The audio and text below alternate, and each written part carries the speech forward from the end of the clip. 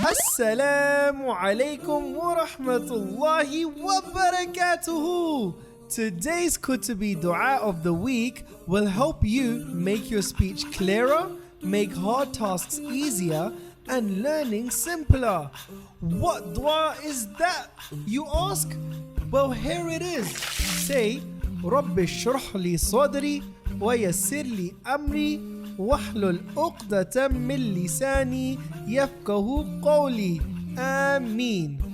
The meaning of this dua is, my Lord, expand for me my breast with assurance, and ease for me my task, and untie the knot from my tongue, that they may understand my speech. And inshallah, if you do recite this dua, Allah will help you and guide you.